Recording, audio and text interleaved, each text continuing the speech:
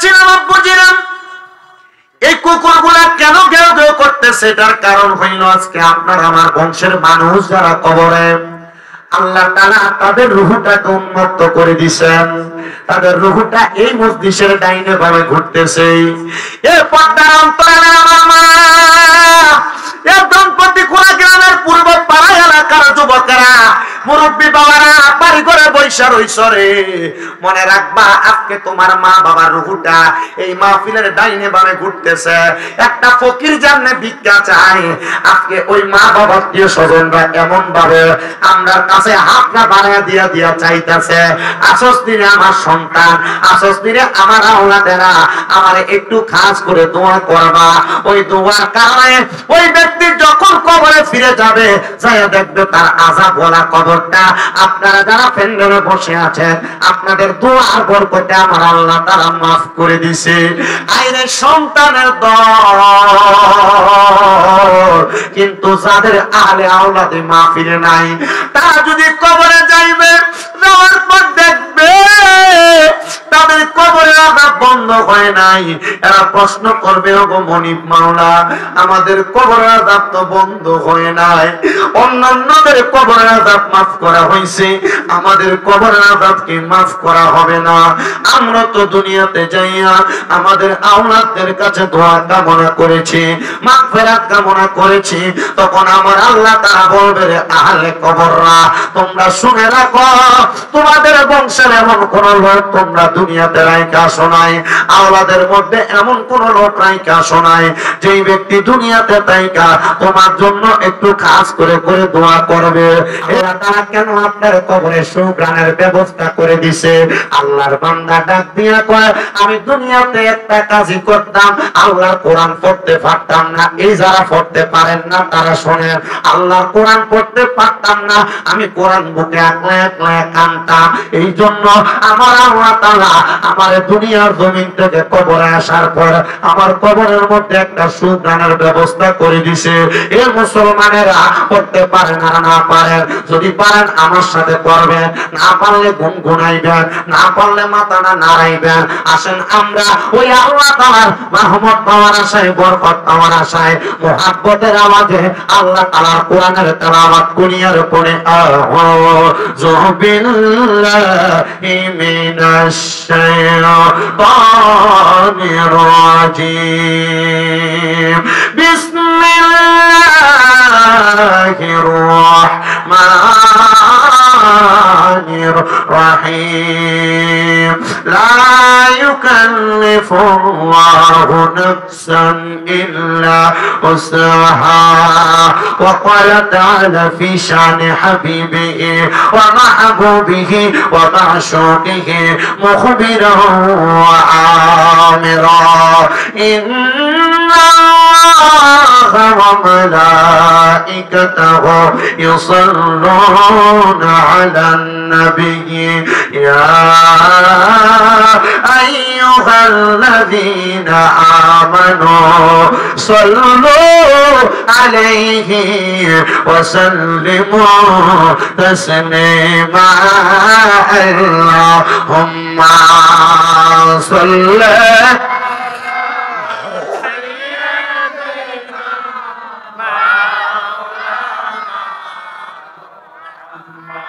وعلى آل سيدنا। বেবে দেখো মনে মনে প্রেমনি করছ নবীর সনে, নইলে থেকে বা রোজে হাসরে মুহাম্মাদিয়া রাসূলুল্লাহ। আল্লাহুম্মা সাল্লি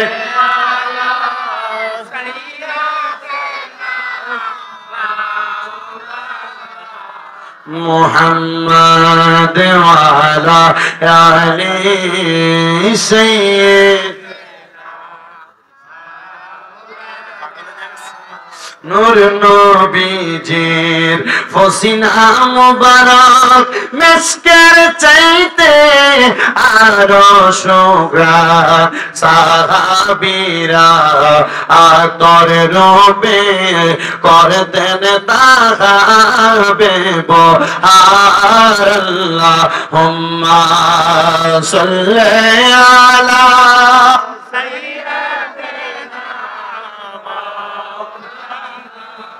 محمد وعلى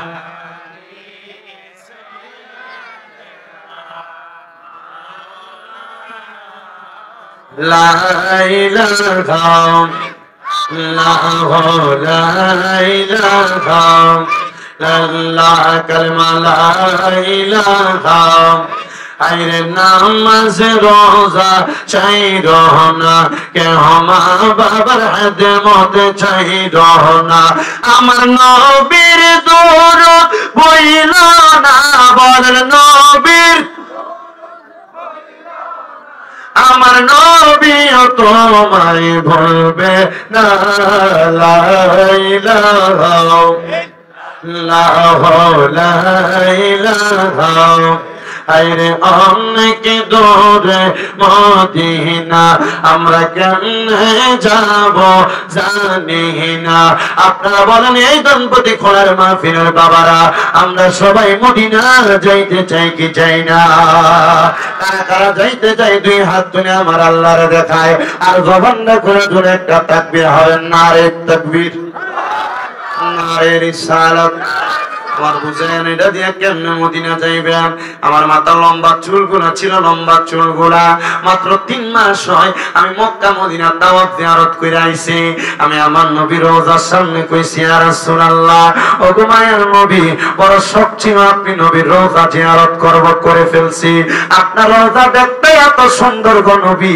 এখন দি আমার মনে চায় রওজা এত সুন্দর আপনি নবী না জানি দেখতে কত সুন্দর আপনারা দেখতাম এ বুঝিরা যেই দিন নবীর হাদিস পড়ছি মানজারা কবরে ওয়াজাবাত লাহু শাফাআতি ইয়াউমাল কিয়ামা আমার নবী কয় যেই ব্যক্তি আমি নবীর রওজা মুবারকে যাওয়ার পর আমার রওজা জিয়ারত করলো সেই ব্যক্তির জন্য সুপারিশ করা শাফাআত করা আমি নবীর জন্য ওয়াজিব হয়ে যায় নবী যদি সুপারিশ করে তোমার জান্নাত নিশ্চিত আমি ওই দিনে নিয়ত করছি মদিনায় যাব এইজন্য আশিক তো শুনে শুনে লাগে ভালোবাসার জায়গা মদিনা ভালো লাগার জায়গা মদিনা বলেন ভালোবাসার জায়গা মদিনা ভালো লাগার জায়গা মদিনা আইরে এত সুন্দর জায়গা কোথাও দেখি না এত সুন্দর জায়গা কোথাও দেখি না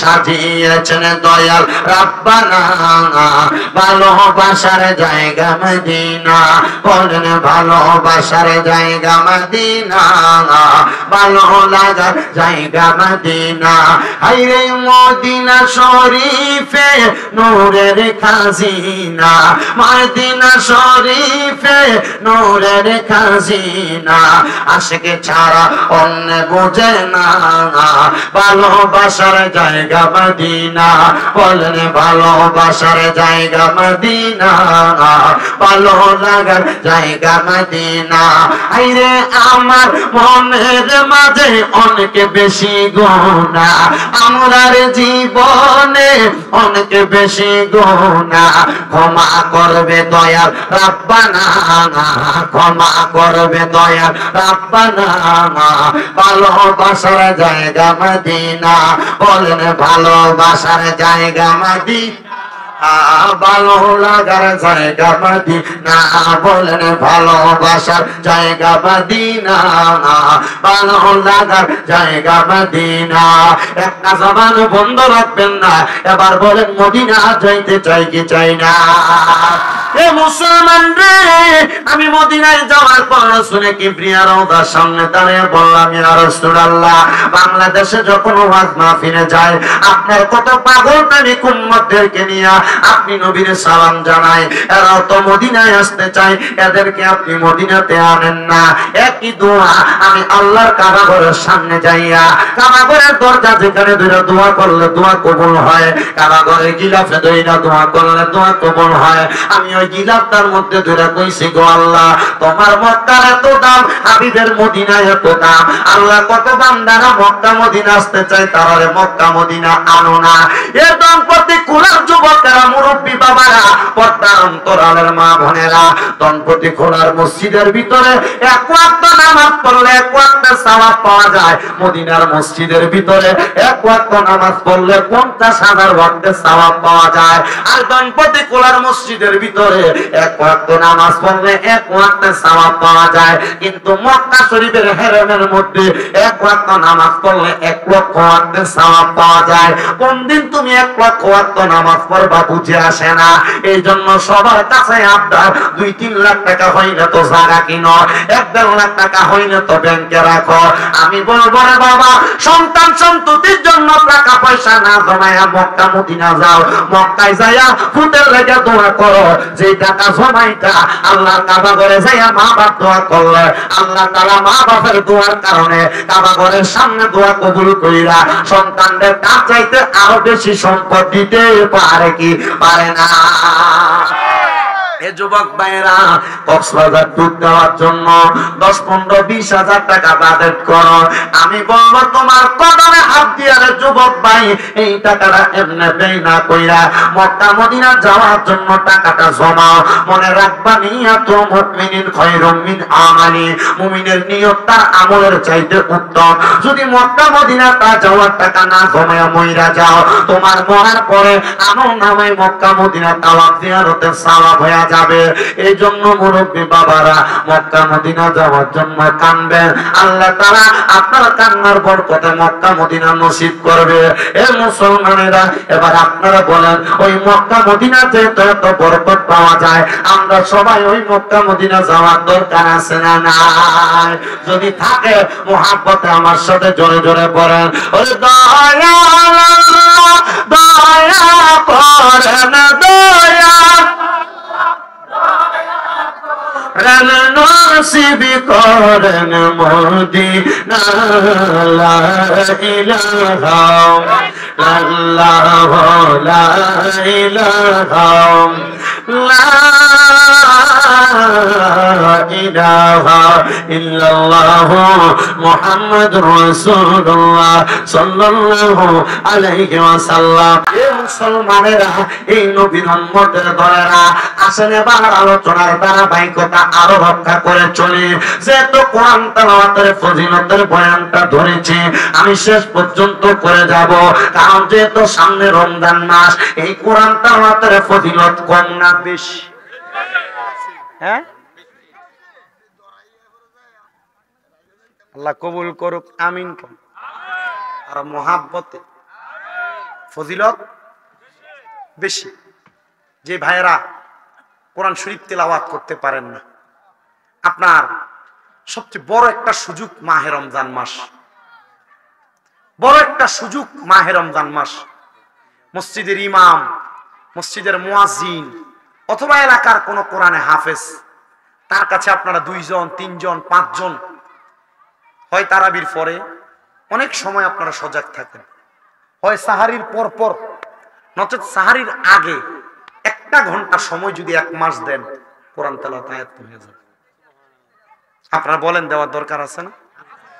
এই রমজান মাস পাক এবং পবিত্র করেন আল্লাহ বান্দাদেরকে, পাক এবং পবিত্র করেন আল্লাহর ওয়াস্তে। আপনাদের কাছে করজোরে আবদার করি, বাবা এই কোরআন তেলাওয়াতটা করবেন। পর্দার অন্তরালে যে মা বোনেরা দেখতেছেন বা শুনতেছেন, মা, ও মা, আমি আপনার ছেলের মতো গো মা, এই শামীম রাজা মারা গেলে আমার আর শামীম রাজা বলবে না, লাশ বলবে। আম্মু, আপনাদের কাছে করজোরে আবদার, আল্লাহর কোরআনটা শিখেন।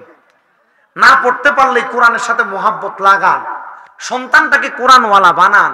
আপনারা বলেন, যদি মা বোনেরাও কোরআন তেলাওয়াত করে, লাভ আছে না? বহুত ঘরে বরকত নাই, কামাই রুজির বরকত নাই, রোগ বালা মুসিবত ছাড়ে না, আছে না অনেক ঘর?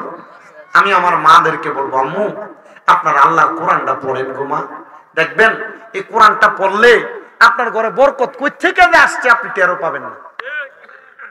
কিন্তু আপনিও তো আপনার বউরে বলেন না, কারণ আপনি নিজে পড়েন না, আপনি বউরে কইবেন কেমনে? কথা কয় না। আপনি কইলেন আপনার বউ আপনার ঘুরে কইব, নিজে পড়েন আমার কইতে হইছে, ঠিক না? আব্বু আল্লাহর ওয়াস্তে মাফ চাই, নিজেও পড়েন, নিজের সন্তানদেরকে বইলেন। এই যে কুকুরগুলা ডাকে শোনেন, শুনতেছেন আপনারা? কেন ডাকতেছে কোন তো? আজকে আল্লাহ তাআলা এই ধনপতি খোলা মাহফিল হওয়ার কারণে আপনাদের আহলে আওলাদদেরকে আল্লাহ তাআলা কবর থেকে উন্মুক্ত করে দিচ্ছেন। তাদের রুহু এই কবর এই মাহফিলের ডাইনে বামে সামনে পেছনে ঘুরতেছে, এরা দেখে আমরা দেখি না। এই কুকুর দেখে আমরা, অনেক মানুষ আজকে ঘরে বসে রয়েছে।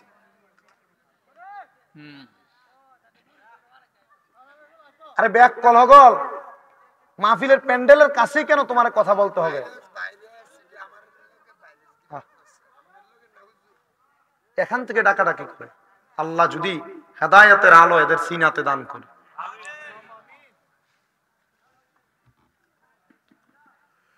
যেই কথা বলতেছিলাম আপনাদেরকে, আপনারা কষ্ট পাইছেন কোনো?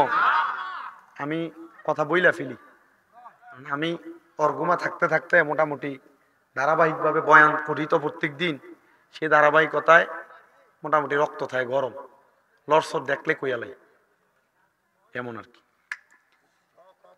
যেই কথাটা বলতেছিলাম আব্বুজিরাম, এই কুকুরগুলা কেন ঘেউ ঘেউ করতেছে, এটার কারণ হইল আজকে আপনার আমার বংশের মানুষ যারা কবরে, আল্লাহ তাআলা তাদের রূহটাকে উন্মুক্ত করে দিয়েছেন। তাদের রূহটা এই মজলিসের ডাইনে বামে ঘুরতেছে। এই পর্দার অন্তরালে আমার মা, এই দম্পতি খোলা গ্রামের পূর্ব পাড়া এলাকার যুবকেরা, মুরব্বী বাবারা বাড়ি ঘরে বৈশা রইছ রে, মনে রাখবা আজকে তোমার মা বাবার রূহটা এই মাহফিলের ডাইনে বামে ঘুরতেছে। একটা ফকির জাননে ভিক্ষা চায়, আজকে ওই মা বাবার প্রিয় স্বজনরা এমন ভাবে আমরা কাছে হাতটা বাড়ায় দিয়া দিয়া চাইতেছে, আসস দিনে আমার সন্তান, আসস দিনে আমার আওলাদেরা আমারে একটু খাস করে দোয়া করবা।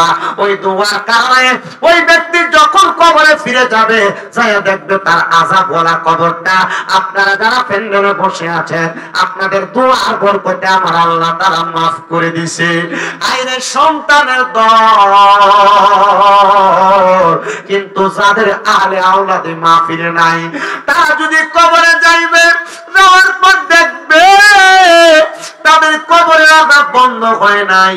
এরা প্রশ্ন করবে, ওগো মনিব মাওলা, আমাদের কবরের আযাব তো বন্ধ হয় নাই, অন্যান্যদের কবরের আযাব মাফ করা হয়েছে, আমাদের কবরের আযাব কি মাফ করা হবে না?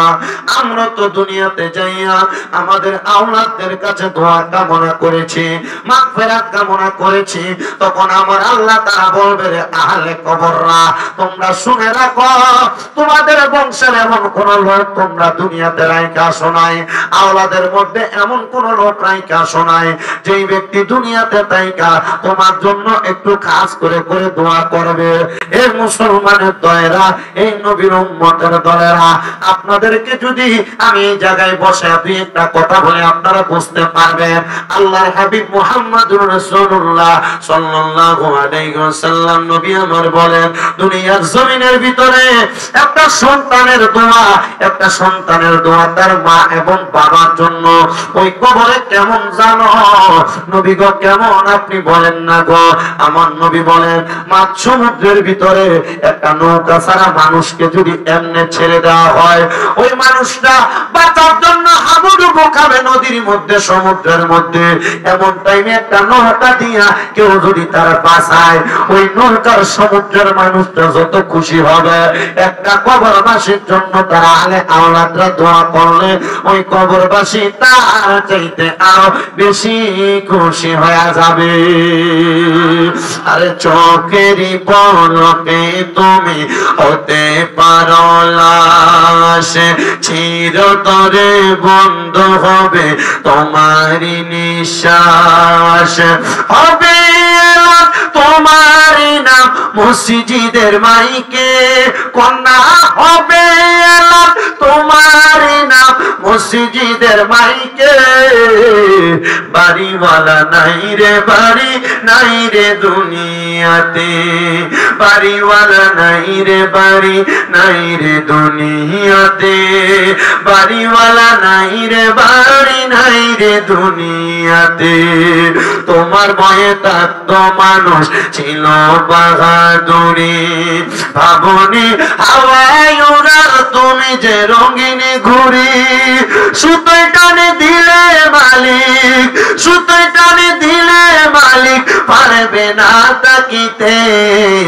বাড়িওয়ালা নাই রে বাড়ি নাই রে দুনিয়াতে, বাড়ি গাড়ি মেল ফ্যাক্টরি টাকার পাহাড়, বিলাসিতায় কেটেছে জনম কতই অহংকার। দামি কাপড় ছেড়ে হবে, দামি কাপড় ছেড়ে হবে সাদা কাপড় পরিতে। বাড়িওয়ালা নাই রে বাড়ি নাই রে দুনিয়াতে, বাড়িওয়ালা নাই রে বাড়ি নাই রে দুনিয়াতে, বাড়িওয়ালা নাই রে বাড়ি নাই রে দুনিয়াতে।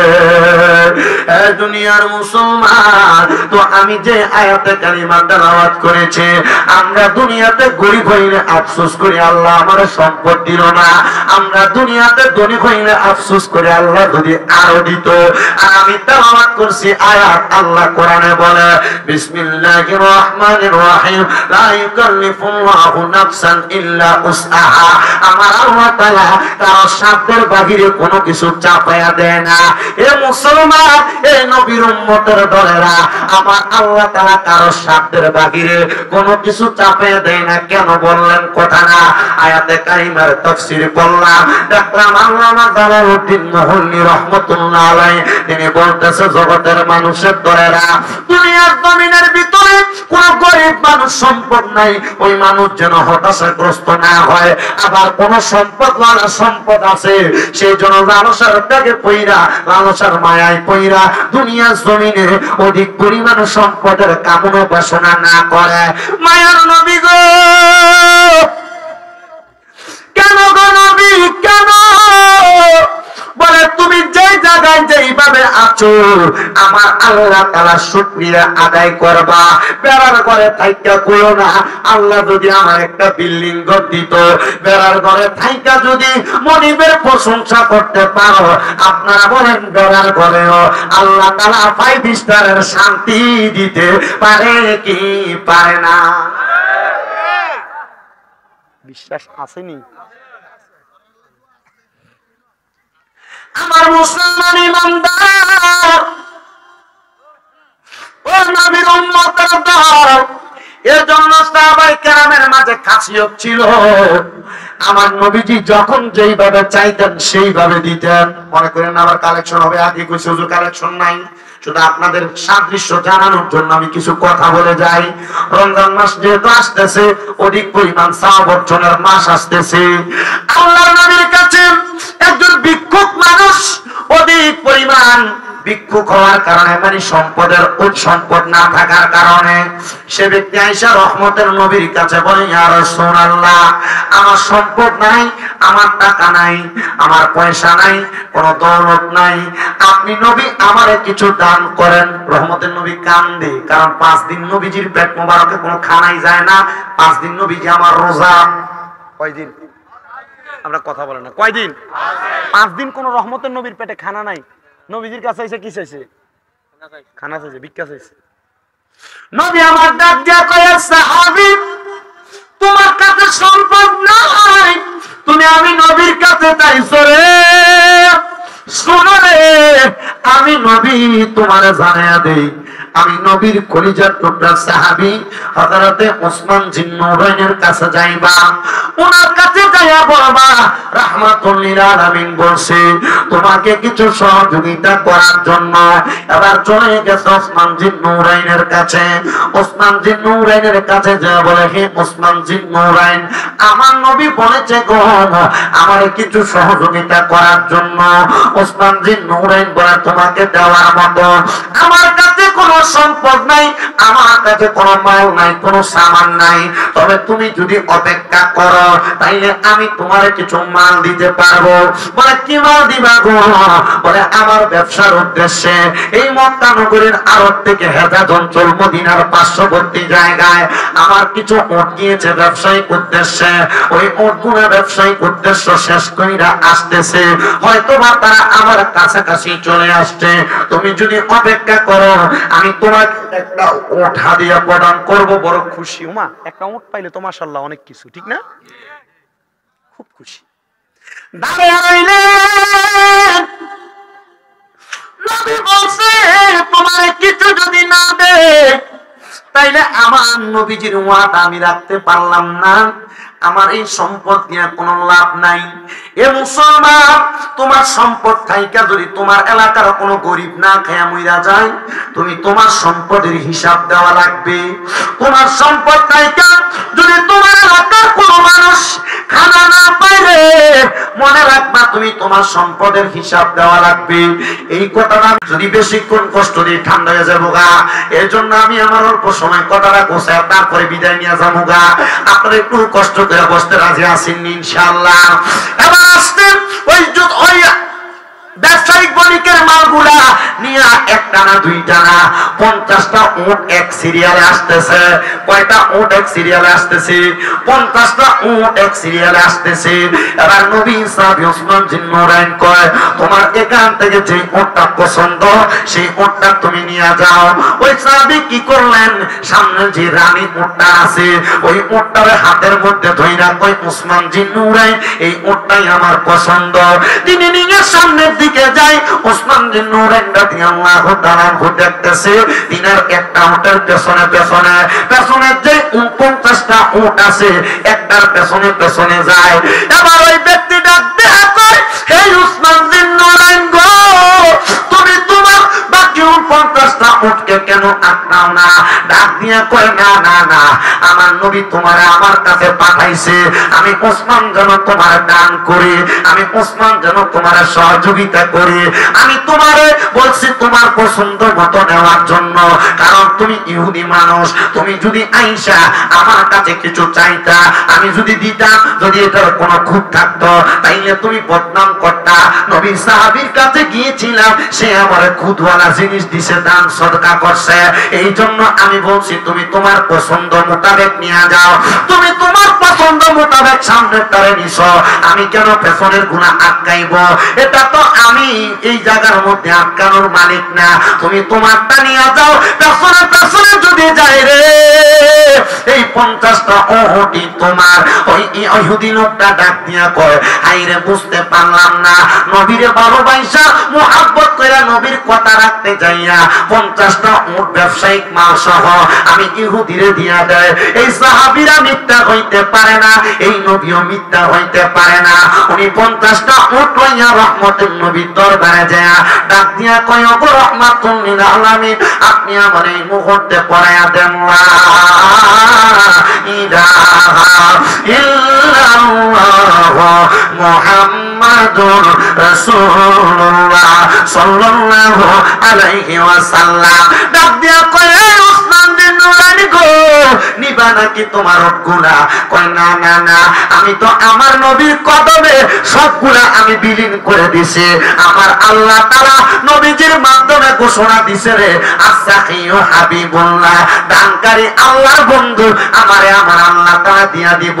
এটার চিন্তা আমি করি না, তাইলে তুমি কেন চিন্তা করো? দেখছেন নিরে নবীর সাহাবায়ে কেরাম কেমন করে উদ্যত ছিল। তো রমজান মাস আসতে সামনে, আপনাদের কাছে করজোরে আবদার করি রে বাবারা, আপনার পক্ষ থেকে এলাকার একটা মিসকিনকে, এলাকার একটা গরিবকে একদিন হইল ইফতার করাইয়া আপনি ভোর রাতে মুরগি দিয়া খানা খাবেন। বহু মানুষ মুরগি দিয়া খানা খাইতে পারে না, পারলে একটা মিসকিন গরিবের মুরগি কিনা দিয়া পারলে একটু ভালো খাবারের ব্যবস্থা করে দিয়া। আপনারা বলেন বাবারা, এই ভালো খাবারের ব্যবস্থা করে দিলে আল্লাহ তাআলা আপনাদেরকে ভালো রিজিকের ব্যবস্থা করতে পারে কি পারে না? কিন্তু বেটারা রমজান মাস আসলে উমরা করতে যায়, মক্কায় যায়, মদিনা যায়, তোমার এলাকার মানুষ না খাইয়া মরে, আর তুমি মানুষের হজ করতে যাও, কাম হবে না হজ হইব? হজ করিতে মক্কায় যাইয়া খরচ করলি টাকা, সেই টাকা গরিবকে দিলে গরিব থাকি তো কথা। কেউ যায় টাকার ঘুমানে, কেউ যায় দেশ ভ্রমণে, কেউ যায় টাকার গরমে, কেউ যায় দেশ ভ্রমণে। আইরে ধনীরা যায় ধনের টানে, আনিতে সোনা দানা, সুদ খাইলে নামাজ হবে না, ও মন বোঝো না, গোশ খাইলে নামাজ হবে না। এমন অনেক সুদকুর ঘুষখোর পয়সাওয়ালা টেহাওয়ালা নামাজও পড়ে হারামও খায় সুদও খায়, এলাকায় আছে না নাই? এলাকায় না সোনার বাংলাদেশ অভাব নাই। আবার আমরা সমাজের মানুষ এটিকে ধরে নিয়ে মসজিদের সভাপতি বানায়, কি বানায় না? সুদখোর ঘুষখোর হারাম করে এটিকে ধরে নিয়ে মসজিদের সেক্রেটারি বানায়, এলাকার সর্দার মাতাব্বর বানায়। তার আকলটা কিতে খায়? হারাম মসজিদের সভাপতিগিরি করতে যায়। কিতা কিতা নাই?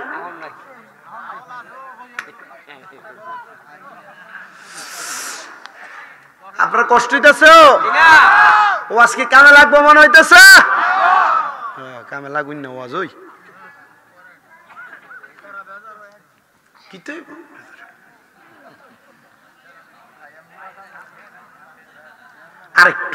আরেকটা ছোট্ট কারগুজারি ঘটনা শোনাই, রাজি আছেননি? ফজর নামাজ ফরবানি গেলকা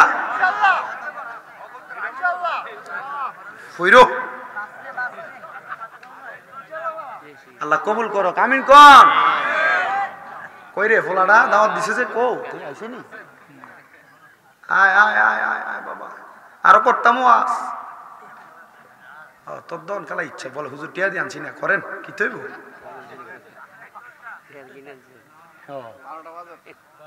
তোমারটা বাজতো দেখছেন কি বিলাতি বেড়া। গতকালকে যেখানে গেছিলাম মাহফিলে, একবারে চারিদিক দিয়ে পাহাড়, পাহাড়ের মাঝখানে পাহাড়ে পাহাড়ে বাড়ি, ক্ষেতের ভিতরে মাহফিল, এর একটা মসজিদের কাম ধরছে। তা আমি 1 ঘন্টা 32 মিনিট ওয়াজ করার পর আমি কালেকশনে ঢুকছি। কালেকশনে ঢুকার পরে দিয়ে মারমার করে যাইতেছে সব দেখছে অন দিয়ে, আর কালেকশন হইতেছে। এরা এলাকার একটা লাইভ দিছে, এলাকার ফলাইন যা বিদেশ 5,000 10,000 20,000 সাতডালাই টি হয়ে গেছে। মারহাবাদি কয় না। সিমেন্ট, শুধু সিমেন্ট। আমার আজকে সকালে হুজুর সিমেন্ট হইতে 1100 বস্তা, এই সিমেন্ট দিয়ে তো 7-2টা দন যাইব। আসলে হ দেখছেন, আল্লাহ কবুল করো, আমিন কোন। আপনারা যে আগ্রহ নিয়ে বসতেন এটাই শুকরিয়া। আপনারা কত ওয়াজ শুনবেন? ওই সেপ্টেম্বর মাস থেকে ওয়াজ শুরু হয়েছে।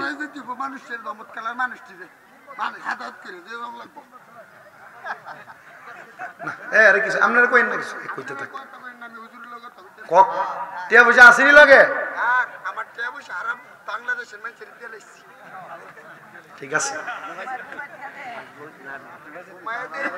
পাইছি, আমি কিছু পাইছি। আনাইলে আমি এত টিয়া পাইলাম কই? আমরা তো আমার মাদ্রাসা 6টা, কয়টা মাতে না তো, কয়টা 6টা মাদ্রাসা। ওই গরজন কইছি আমি দৌড়ে দৌড়ে ফাঁতা করে 2-3টা 4টা মাহফিল করতাম না, একটা করে বেশি টিয়া লয়ে কইরাম। এক বেটা কো দেখছনি ব্যবসাটা ঘরের ভিতরে। পরে আমি ওই এক হুজুরের ইশারা দিলাম, কি কিছু কইয়া বেজ্জত করে দিব নাকি? না, এলাকার মামুদো কিছু কইেন না। তো মূল বিষয় যেটা, আমার টিহা দিলে আপনার লস হইতো না। আমার যে ছোট মাদ্রাসার এটার ভিতরে দৈনিক 1 বস্তা চাউল লাগে। আমি আজ পর্যন্ত কাউরে কই নাই যে আমার মাদ্রাসা 1 বস্তা চাউল দাও, আমি আজ পর্যন্ত কাউরে বলি নাই। আর দোয়া করবেন না আমার লাগিয়া? দোয়া করি না আমার লেগে বেশি করে। আমরা দোয়া করলে আল্লাহর কসম করে করি, আল্লাহর কসম আজকেও আসরের পরে মাগরিবের আগে আমার পোলাপান প্রত্যেকদিন খতমে খাজে গান পড়ে। প্রত্যেক দিন আমার মাদ্রাসার যে বাচ্চাটা নুরানিতে পড়ে, এ বাচ্চার কান্না দেখলে আপনি নিজে কানবেন। আমার মাদ্রাসা নুরানিতে যে বাচ্চাটা পড়ে তার কান্না দেখলে, এই যে আপনাদের পাঁচকিত্তা সাতপুরার অনেক পোলাপান আমার মাদ্রাসায় পড়ে, এই যে অনন্তপুরের অনেক পোলাপান আমার মাদ্রাসায় পড়ে, আমার ছোট্ট বাচ্চাটার কান্না দেখলে শুধু ইচ্ছা মতো কান্দে, দোয়া করে কান্না করিয়া। আমার প্রত্যেকটা বাচ্চা তাহাজ্জুদ নামাজ পড়ে। কুমিল্লা নূরপুর চকবাজারের নূরপুর তাহফিজুল কোরআন মাদ্রাসা, এই বাচ্চাগুলা তাহাজ্জুদ নামাজ পড়ে পড়ে আল্লাহর কাছে কান্দে। পাগলা এই আর কথা কই না কেমন, এগুলা কান্না করে তাহাজ্জুদের সময়। তা আমি ফোলাফান্ডে কইছি, আমি তো তোরা খাওয়াই, তোরার মা বাপকে আমার এডি লেগে টিহা দেয়, টাকা দেয়। ফোলাফানের মা বাপ ২,৫০০, ৩,০০০, ৪,০০০ টাকাও বেতন দেয়, এমনও আছে, কিন্তু এডি দিয়ে কাবার হয় না, কাবার হয় না। আমি যে কইলাম তোরা যে আমি আমার টেহা দিয়ে খাবাই, আমার লাভ কিটা? এক পিচ্ছি আছে তার বাপ নাই। এবার হুজুর আমরা দোয়া কইরাম, আমি আমার দরকার ওই এটা, আপনি কি বুঝছেন? আমি কইছি আমার দরকার এইটা, আমার লাগে দোয়া করিস তোরা। আমার জীবনে টার্গেট আছে আর করা মাদ্রাসা করতাম, আমার জীবনে বড় একটা টার্গেট, আমি একটা কমপ্লেক্স আকারে মাদ্রাসা করিলাম, বিশাল মাদ্রাসা হইব। করবেন না আপনারা দোয়া? কন্যা দোয়া করবেন নি? দোয়া করবেন। শুধু আমার হায়াতে বরকত দিলে হয়ে যাবে, শুধু হায়াতে যদি আল্লাহ বরকত দেয় আর ওয়াজে যদি ওয়াজ করতে পারি সম্মান ইজ্জতের সাথে, হয়ে যাবে ইনশাআল্লাহ। আমার টার্গেট আছে। আপনারা আমার আব্বা আম্মার লাগে দোয়া করবেন, এরা বেঁচে আছে। ওয়াজ করি, আমি বললাম না আমি 17 সাল থেকে ওয়াজ করি, দাখিল পরীক্ষা মানে এসএসসি যখন দিছি এরপর থেকে ওয়াজ করি। কিন্তু এই ধারাবাহিকতা ওয়াজ করতে করতে আমাকে মানুষ দাওয়াত দেয়। আমি কিন্তু শিক্ষিত না, আমি মূর্খ মানুষ, মূর্খ মানুষ। আমি মাত্র কামেল প্রথম বর্ষে পড়ালেখা করি। আল্লাহ বুঝার তৌফিক দিক আমাদেরকে। তবু চেষ্টা করি মানুষকে দিনের পথে, ইসলামের পথে, সুন্নিয়তের পথে, কোরআন সুন্নাহর পথে ডাকতে। আমার কথা হচ্ছে আমি আপনাকে 10টা কথা বলবো, আমার 8টা কথা ভুল, 2টা কথা সঠিক। ভুলটি মানবেন না, 2টারে মানবেন। যে 2টা সঠিক সেই 2টাকে মানবেন। এতক্ষণ কথা বলছি, একটা কথা বাদ বলছি, কোরআন তেলাওয়াতের ফজিলতের কথা বইলা দিছি। এখন যেটা বলছি, এই যে একটু আগে বললাম মানুষ সম্পদের মালিক, কিন্তু তার এলাকার মানুষ না খেয়ে মরে যায়, এই সম্পদ দিয়ে কোনো লাভ আছে? আসুন,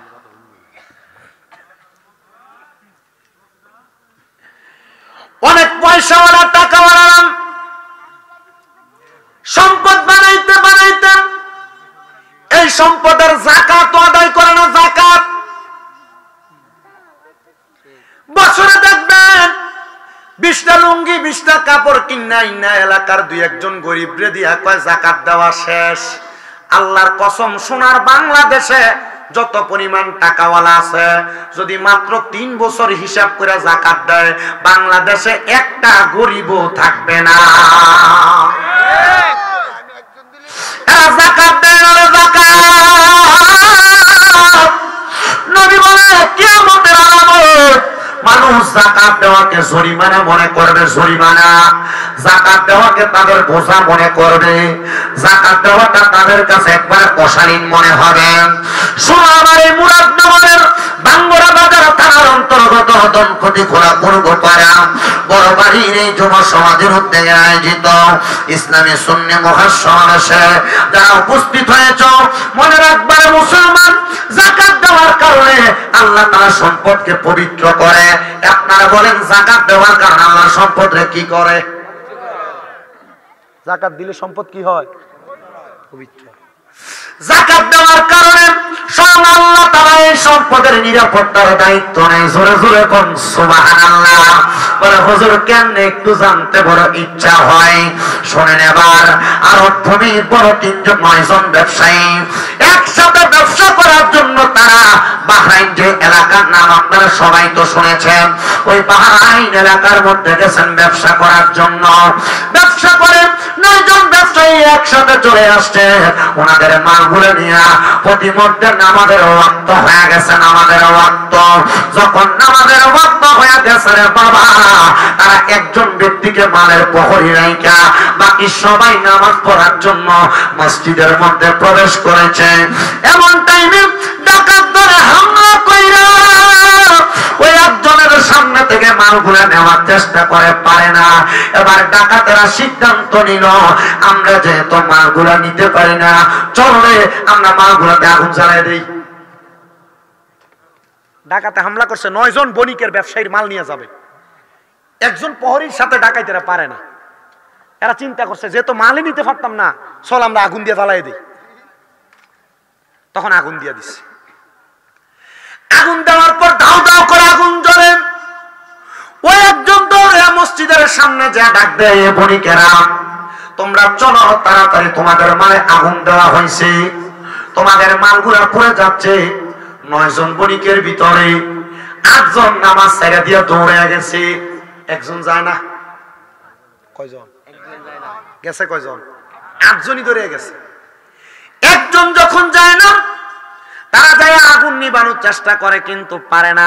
আল্লাহর কি কুদরতের লীলা খেলা যে 8 জন দৌড়ে গেছে, 8 জনের মাল পুরো একবারে ছাই খাই হয়ে গেছে। আর যে ব্যক্তি মসজিদে নামাজ পড়ে তার মালগুলা এখনো নিরাপদ, কিন্তু মালগুলা যে কাপড় দিয়া ঢাকনা দিয়া গেছে, শুধু এই মালের উপরের কাপড়টা পড়ছে, মালগুলা নিরাপদ আছে। সুবহানাল্লাহ। এ মুসলমান ইমানদার, এ নবীর উম্মতের দলেরা, আশিক রাসূল ভাই বাবারা, একটু মনোযোগ দিয়ে বয়ানটা শ্রবণ করার চেষ্টা করবেন। এবার আল্লাহর বান্দা উনি আবার নামাজ শেষ করে আস্তে আস্তে আসতেছে। তারা জিজ্ঞাসা করে, কিরে তুমি পাগল নাকি? তোমার মাল ডাকাতে নিয়ে যা আগুন দিয়া দিছে, বললাম তুমি নামাজ ছেড়ে আসলা না, তুমি আসলো না কেন?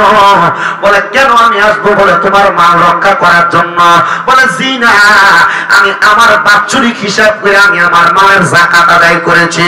আল্লাহর নবীরা বলছে মালের যাকাত আদায় করলে এই মালকে রক্ষা করার দায়িত্ব আমার আল্লাহর। আমি আমার আল্লাহর কাম করছি, আল্লাহ আল্লাহর কাম করব, আল্লাহ আমার মাল বাঁচাইবো। কি হয়েছে এখন দেখো? দিছে আবার সুন্দর করে। বলে ঠিক আছে, তোমার মাল যেহেতু পুড়ে নাই, কিন্তু মাল যে ডাকনা দিছিলা, যে কাপড়টা দিয়া, কাপড়টা তো পুড়ে গেছে। বলে এটার উত্তর এখন দিতে পারবো না, চলো আমার বাড়িতে চলো, সেখানে যে উত্তর দেই। এবার বাড়িতে যখন গেছে মুসলমান, বাড়িতে যাইয়া স্ত্রীকে দিগায় 8 জন ব্যবসায়ী সাথে, এই স্ত্রী আমি যে ব্যবসা করতে যাওয়ার সময় আমার মাল ঢাকনা দেওয়ার জন্য তুমি একটা কাপড় দিয়েছিলা, তুমি বলো না ওই কাপড়টা গত বছর যাকাত দেওয়ার সময় আমার এই কাপড়টার হিসাব তুমি আমারে দিয়েছিলে কিনা? বলে হ্যাঁ, আমি এই কাপড়ের হিসাব আপনারে দেই নাই। বলে কেন দেওয়া নাই?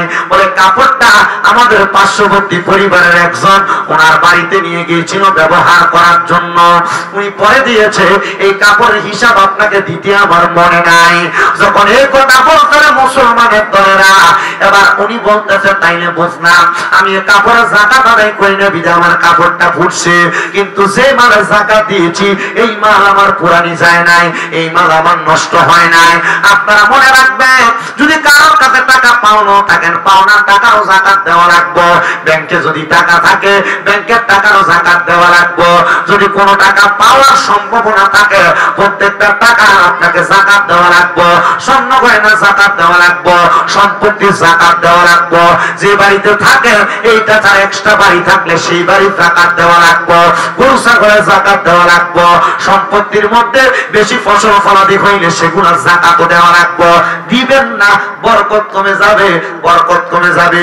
যাকাত দিবেন তো অল্পতেই শান্তি পাবেন, অল্পতেই বরকত পাবেন। এবার আপনারা বলেন, যারা ধনী আছে, পয়সাওয়ালা আছে, রমজান দিয়ে তো সামনে, তাদেরকে হিসাব করে করে যাকাত দেওয়ার দরকার আছে নাকি নাই?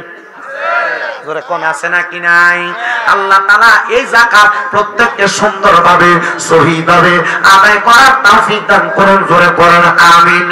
ফেরেশতোं की सलामी देने वाले फौज पढ़ती थी, जनाब सैयदा हजरत मां आमिना सुनती थी, या